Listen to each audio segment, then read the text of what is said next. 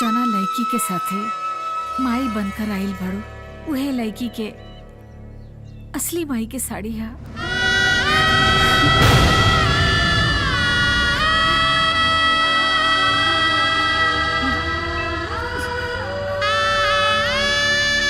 चलो बेटा। अपना बारे में कुछ बतावा, कहाँ से आइल बड़ू तू? कौनो सहारा नहीं के, हम अकेले बानी। बुझाता कि समय के डूबती नैया में हमनी के साथे तू सवार बड़ू। दुख के बाद ई बा बेटी कि दुनिया में अब ना हमार बहू बड़ी और ना हमार बड़ बेटा। दोनों के एगो सड़क दुर्घटना में मौत हो गई।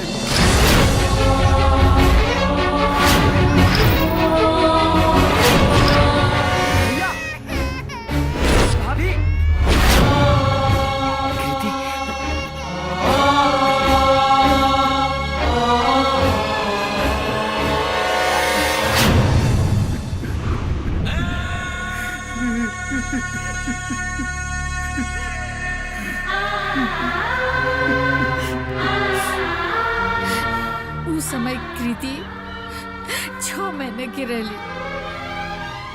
जब होश संभल ली तो अपन चाचा के पापा समझे लगली और आज तो के अपन माई बुझा तड़ी। भगवान ओकर माई बाबू के छीन लेवे के बाद ओकरा साथे घोर अन्याय कैलन। वो बच्ची के दिल में एगो बीमारी दे दिलन। तब से कृति के कलेजा के टुकड़ा की तरह संभाल के रख ले बनी जा। ओकरा खुशी खाती हर रोज नया नया कहानी सुना के ओकर मन बहलावत रही ले। गलती हमरे बा कि हम ओकरा के एगो झूठा कहानी सुना देनी कि ओकर माई ए नदी के रास्ता से गेल भी गंगा जी से मिले खाती बहुत जल्दी चल आई और ओकरा के सच मान लेलस। जब कृति के पता चल जाए कि तू ओकर माई ना हो तो ही सदमा बर्दाश्त न कर पाए, हमार पोती मर जाए।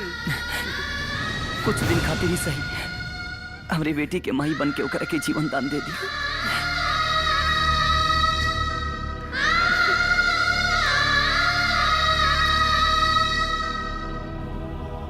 हमरा अतीत के आईना में केहू आपन नहीं के नजर आवत, लेकिन वर्तमान में घर संसार मिल रहल बा। महतारी औलाद के जन्म देली, लेकिन आज एगो बेटी महतारी के जन्म देले बाड़ी। ऐसे महान बेटी खातिर हम कृति के माई समझ के ना माई बन के रह।